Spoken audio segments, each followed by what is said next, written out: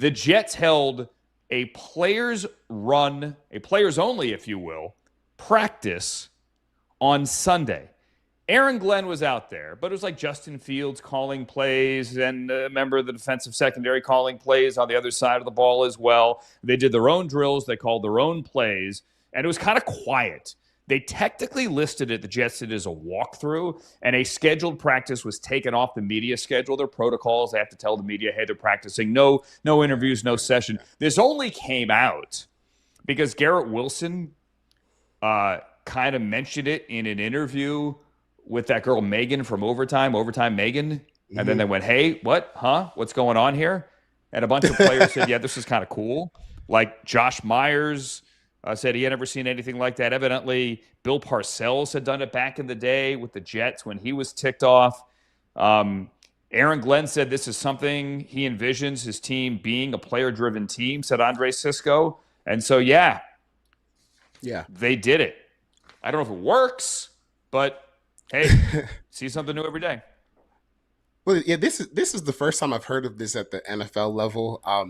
I think in college and maybe high school, it's maybe a little bit more easy. It's a little easier to get together, especially in high school when there are basically no rules about when you can practice. So you don't have to tell anyone what's going on. But the problem is whenever you hear player run practice, player only meeting, I mean, something bad happened the day before, which is what happened with the Jets this weekend. They didn't, the offense in particular, I think Justin Fields, they didn't play all that well. They looked a little rusty.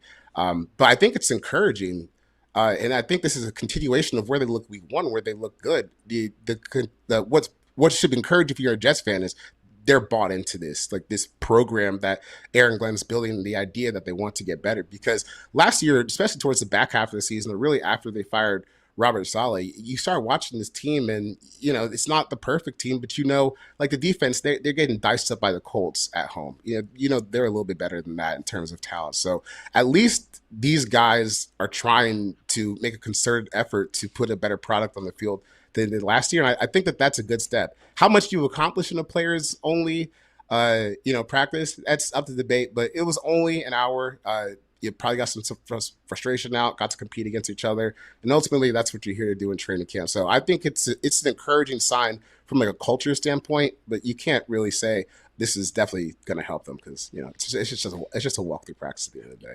Yeah, we'll see. We'll see what the results actually bring. It's the preseason. It's training camp still technically before the third and final preseason game. If you go back during COVID, like you said, quarterbacks get their guys together all the time during the offseason. Hey, come throw, or hey, come down to Texas or Florida or Orange County, wherever it is they're working out that everybody could throw.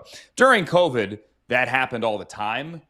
Right? Hey, quarterbacks and receivers get together. Some of them were more organized than others. Some of them may or may not have included install. It's 5 years ago. No one's going to get fined. But, that stuff happens. This is actually at the facility in Florham Park. And, yeah, we'll see if it works for Justin Fields and the Jets. I'm fascinated, Charles, by the Jets this year. Because, Fields was 1 of 5 passing last week. I really couldn't care less. But they've made it clear they're going to run the bleeping football. And if you're drafting right now, Braelon Allen ahead of Breece Hall clearly in your fantasy draft. Aaron Glenn was asked about trading Breece Hall. Second-round pick, had a great start to his career out of Iowa State, then the big knee injury. He's clearly still a very, very good back, but Braelon Allen is just a bowling ball at 21 years old, and he's going to be the guy. And he said, no, we're not trading Breece Hall. We're going to run the ball. And someone came back and said, well, isn't this kind of a passing league? And he said, hey, who says it's a passing league? The team that won the Super Bowl, what were they in passing? Meaning the Eagles. He goes, they were 29th. And what were they in running? They were first. You can win in this league by running the football. Kevin Stefanski is revamping his run game. Brought in Mike Bloomgren, the former Stanford O-line coach and the former Rice head coach, to go back to what they did here in 2020 and 2021 and 2023.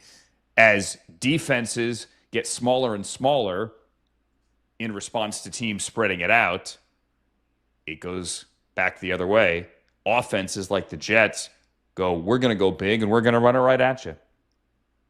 Yeah, it's football at its purest form because at the end of the day, this sport is still about big people being able to move other big people. And that's what the Jets are going to try to do. When you look at their offensive line, there's a lot of pedigree here. Olufashanu, starting left tackle, was the first round pick last year. Down the stretch, when he took over at left tackle for the final month-ish of the season last year, he looked incredible.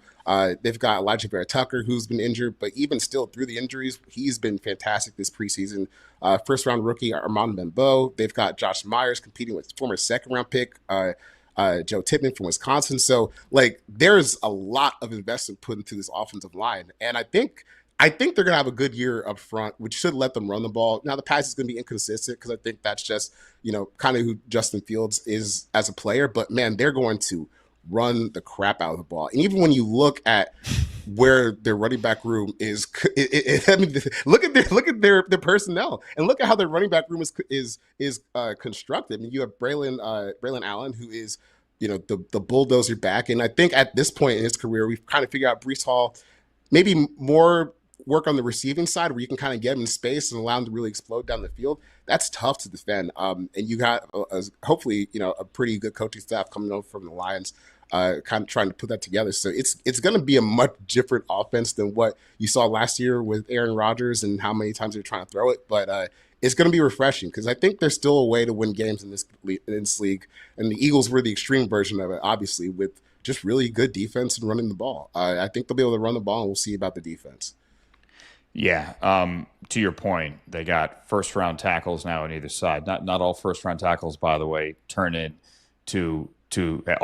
great careers. Obviously, Mekhi Becton is now who's back on the field now in LA with the Chargers. It's his third stop. So not just because you're a top 10 or top 15 tackle doesn't mean you're destined for greatness. But you have 2 number 1 tackles or first-round tackles. You got a second-round pick at center. Obviously, you mentioned Elijah Vera Tucker, who's a first-round pick at right guard. John Simpson, who you saw that collision, right, with Abdul Carter over the weekend. He's a free agent signing at left guard. You need to be a bully sometimes. And I think, especially if you look at how the Lions were built and Aaron Glenn coming from Detroit, the Lions built a bully. Justin Fields is not – you're not going to win with Justin Fields throwing the ball 35 times a game. At least not now.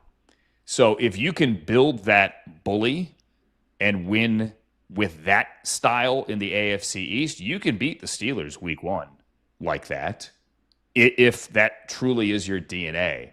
That game, and not just for the Aaron Rodgers, Justin Fields factor, but with the what are these Jets under Aaron Glenn factor, again, is one of the more fascinating games for me, Charles, week number 1.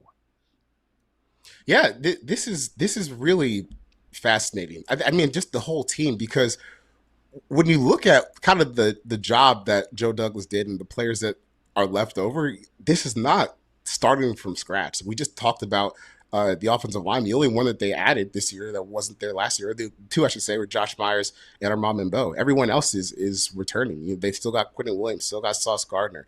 I know they're going to have to reshuffle and find some depth on the defense, but as far as being able to come in year 1 and have a chance to be competitive, I mean, it's a really good landing spot for Aaron Glenn. And like I said before, I think they've already bought into the culture change, or at least the idea that they played below their talent level last year. So on Football 301, we described the Jets as, maybe not the best team, but they're a team that you hate to play. They'll beat the bad teams and they'll beat up on the good teams even if they don't win those games. And then probably in 2026, you're looking for a really big improvement on the offense. Yeah, I agree with you. They open with back-to-back games at home in the AFC. The Steelers week 1, and then week 2 they get the Bills, and then the humidity back-to-back doubleheader on the road at Tampa, at Miami, which is just brutal for any team on the road in September. Those are the games you want on the road in December, but the Jets get them back-to-back before coming home for the Cowboys, and then going to London to face the Broncos.